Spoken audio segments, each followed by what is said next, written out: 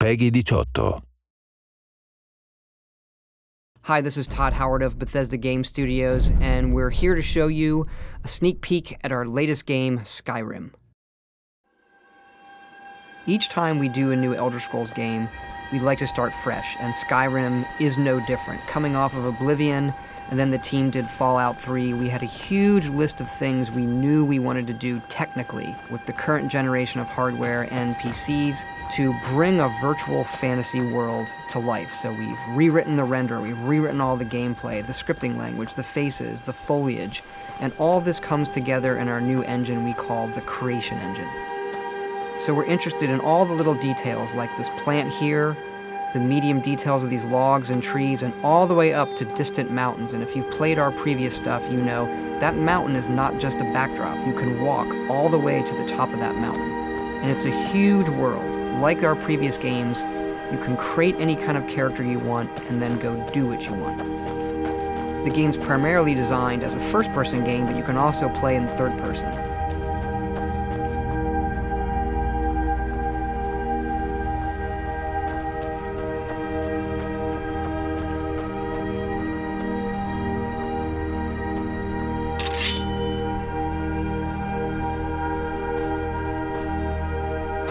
Our big motto for Skyrim is, you are who you play.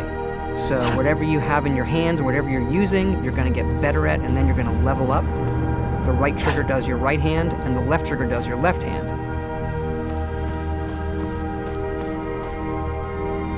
And you could put either a weapon or a spell.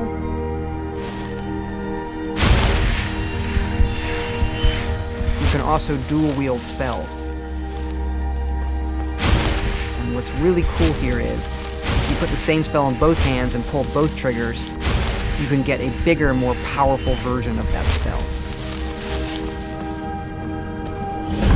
Up here we have standing stones. There are 13 of these throughout Skyrim's landscape, and they give you special abilities, but you can only have one of these active at a time.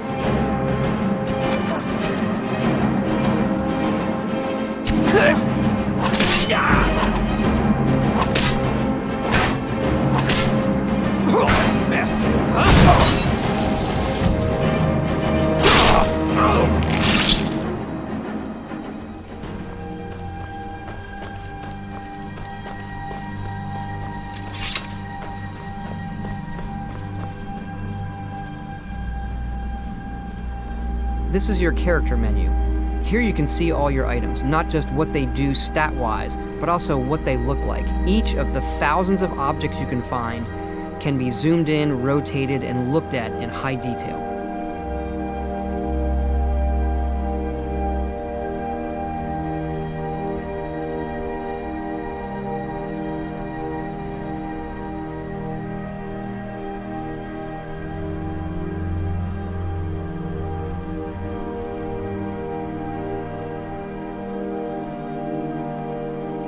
With the skills menu, you look to the heavens, and here you can see all of your skills, how they're progressing, and as your skills increase, you'll push yourself to leveling up.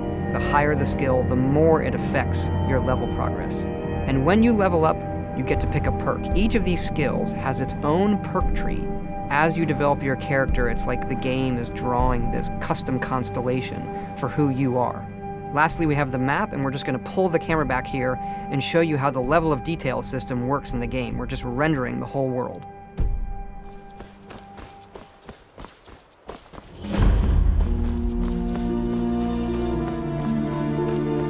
dragon! I saw a dragon! What? What is it now, Mother?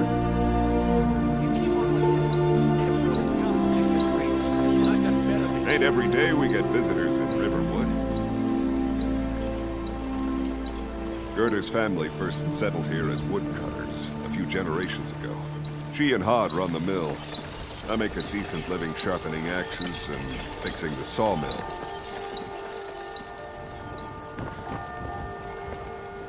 Here for work? Get an axe. And bring me all the wood you can chop.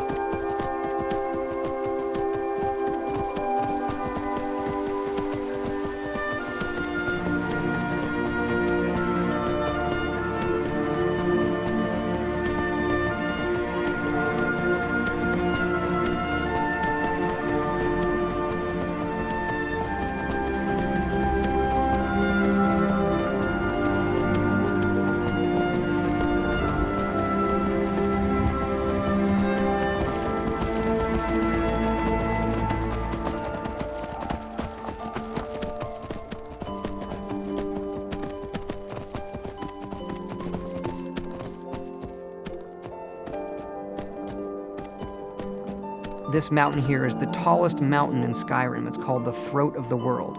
It is home to the Greybeards, who are masters of the voice. The voice is the ability to use the language of dragons and form these magical shouts. And this is a power that you will learn throughout Skyrim's main quest.